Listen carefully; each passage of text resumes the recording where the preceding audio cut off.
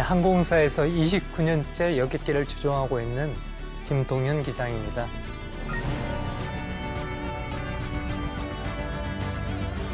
제가 다루고자 하는 주제는 하늘에서 본 세계사인데요. 격동의 20세기를 주종 속에서 내려다본 이야기입니다. 오늘 리뷰할 아이템은 제플린입니다. 1968년도에 영국에서 결성된 세계적인 전설적인 록밴드 이름이었죠. 기장인 제가 왜 록밴드 이야기로 시작하는지 궁금하시죠? 레드 제플린이 첫 번째 앨범 커버를 보시면 그 이유를 아실 수 있을 겁니다. 사진에 보이는 비행선이 바로 제플린입니다. 제플린은 록밴드 이름이기에 앞서서 세계 최초의 비행선이었거든요. 최초로 승객을 태우고 대륙간 운행을 했던 그런 여객선의 이름입니다.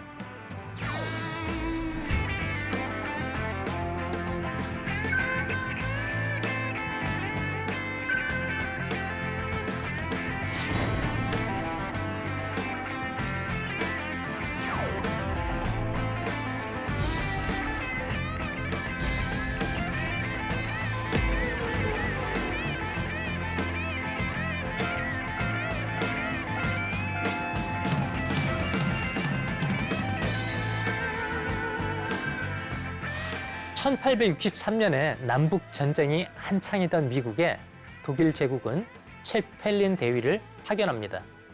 미국에서 벌어지고 있는 현대전의 전술 그리고 무기들을 배워오는 것이 그의 임무였어요. 버지니아에 도착한 채펠린은 북군의 정찰 장교가 열기구에 올라타서 남군의 배치와 이동 상황을 실시간으로 지상에 전송하는 것을 보고 큰 감명을 받았습니다. 채펠린은 그날부터 열기구에 대한 모든 정보를 샅샅이 수집을 합니다. 채펠린은 10명이 탑승할 수 있는 20톤짜리 비행선의 설계도를 들고 기업가들을 찾아다니면서 직접 투자를 요청합니다. 그리고 많은 독일 기업의 관심을 끄는 데 성공해요. 그 자금으로 1900년에 제플린 1호가 건조됩니다. 채펠린이 직접 시범 비행에 나섰지만 순항 고도에 이르기도 전에 강풍에 마구 흔들리다가 조타 장치가 떨어져 나갑니다. 투자자들은 실망했고 자금을 회수하기 시작했습니다. 채펠린은 어렵게 완성된 첫 번째 제플린 LG-1을 팔아서 그 대출금을 모두 상환하고 다시 두 번째 제플린 건조 작업에 들어갑니다. 6년 후인 1906년에 LG-2로 다시 장거리 비행에 도전합니다. 그런데 이번에도 500m 상공에서 강한 상승 기류에 휘말려서 스위스 쥐리 동부의 들판에 불시착하고 말아요. 이듬해 1907년 채펠린은 84마력 다임러 엔진 2발을 장착한 LG-3로 드디어 시범 비용에 성공합니다. 독일 정부는 운송 수단으로서 이 비행선의 가능성을 그제서야 확신합니다. 그리고 국가 차원에서 이 제플린 프로젝트를 지원하기 시작했어요. 국가적 지원에 힘입어서 채펠린은 2년 후에 세계 최초의 항공사 독일 비행선 여행사를 설립합니다.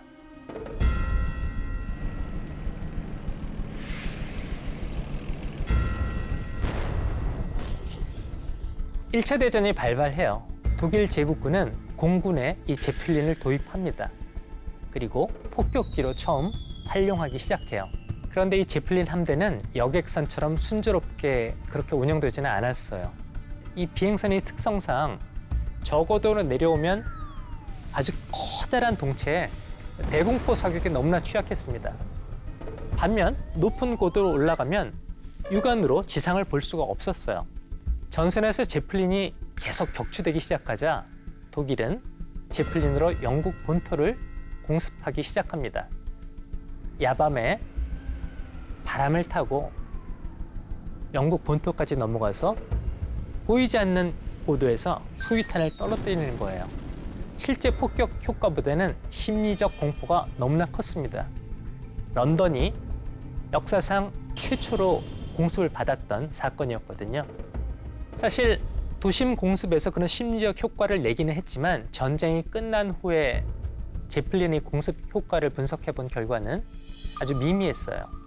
그렇지만 독일 제국은 제플린 작전을 포기하지 않았어요. 이 제플린을 더 크고 더 빠르게 만든다면 공습 효과는 충분히 보장할 수 있다. 이렇게 판단한 것이죠. 그래서 점점점 동치를 키우고 속도를 높이고 고도 성능을 높입니다. 그런데 문제는 아직 그 고도까지 올라본 사람이 없었다는 것이었거든요. 제플린 승무원들은 고산병 그리고 저체온증으로 임무를 시작하기도 전에 의식을 잃었고 그렇게 추락한 제플린에서 영국군은 독일군의 모든 정보를 그대로 입수할 수 있었습니다. 1차 대전이 끝난 후에 연합국은 패전국 독일에 공군을 해산하고 제플린 프로젝트의 완전한 폐기를 요구했습니다. 그리고 제플린을 처음 설계했던 폰 체펠린 역시 종전 직전에 폐렴으로 사망하고 말아요. 그렇게 제플린은 이대로 역사 속으로 사라지는 것 같았습니다. 체펠린이 사망한 후에 이 독일 항공 여행사는 어떻게 되었을까요? 체펠린과 함께 항공사를 운영하던 그의 친구 휴고 에케너라는 사람이 있었거든요. 이 에케너는 제플린 동체를 만들던 알루미늄으로 주방기구를 만들면서 계속 제플린사의 명맥을 이어나갔습니다. 그런데 1924년에 마침내 에케너한테 기회가 찾아왔습니다. 자체적으로 비행선 프로젝트를 추진하던 미국에서 이 1차 대전 중 제플린 R-38 38번째 정찰기를 시범 운행하다가 44명의 승무원이 모두 사망한 거예요. 미국은 독일에 완전한 새 제플린을 주문했습니다. 에케너는 이제 합법적으로 새 제플린 사업을 시작할 수 있는 기회를 잡은 것이었습니다. 그리고 1924년 10월 12일 드디어 에케너는 126번째 제플린에 올라서 대서양을 건너 뉴욕까지 갑니다. 존폐의 위기에 몰려있던 제플린사는 극적으로 부활했고 또 뉴욕에 도착한 제플린이 미국 대통령의 환영을 받는 모습을 본 독일 국민들은 그때까지 막대한 전쟁 배상금에 짓눌려 있다가 새로운 희망을 보기 시작했습니다. 그리고 마침내 1928년 체플린의 이름을 딴 그라프 제플린이 완성됩니다. 에케너는 이 그라프 제플린으로 일반 승객을 태우고 최초로 대서양 횡단 운항에 나섭니다. 독일은 129번째 제플린이자 역사상 가장 거대한 비행선인 힌덴부르크를 제작합니다. 그리고 이 힌덴부르크로 독일의 위상을 다시 전 세계에 과시하기 위해서 전 세계를 운항할 계획을 세웁니다. 그런데 당시 헬륨의 유일한 생산국이 미국이었거든요. 미국이 독일의 헬륨 수출을 갑자기 금지해요. 결국 힌덴부르크는 고인화성 가스인 수소로 다시 채워지게 됩니다. 이 나치는 힌덴부르크를 프랑크푸르트를 출발해서 뉴욕을 왕복하는 정기 항공편에 투입을 합니다. 1937년 드디어 뉴욕 맨하탄에 힌덴부르크가 도착합니다. 이 비행선이 착륙하는 방법은 커다란 탑 위에 계류 돛대를 걸어서 돛대를 끌어당기는 거예요. 그런데 이 계류 타워에 접현하는 과정에서 후미 엔진이 계류탑과 충돌하고 맙니다. 후미 엔진에서 불꽃이 일었고 이 불꽃은 수소로 채워진 가스 셀들을 순차적으로 폭발시킵니다. 거대한 비행선이 화염에 휩싸여 추락하는 모습은 그대로 TV를 통해서 전 세계에 생중계되었어요. 탑승자 대부분이 사망했습니다. 이런 큰 사고를 겪고도 나치는 군사용 목적으로 비행선 프로젝트를 포기하지 않았지만 결국 2차 대전이 발발할 시기에 모든 비행선 프로젝트를 폐기하고 맙니다. 그렇게 제플린은 역사 속으로 사라졌죠.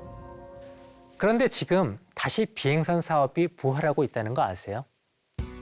왜 이 비행선이 다시 지금 이 시기에 운영을 시작하게 되는 걸까요? 비즈니스는 시대의 요구를 읽어야 하죠.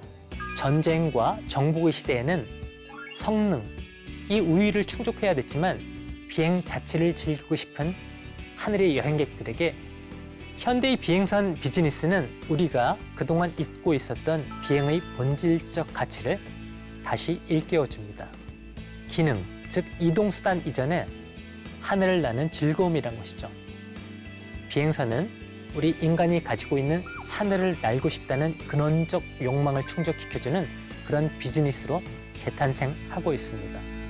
오늘의 한 줄 리뷰입니다. 본질이 성찰이 곧 혁신이다.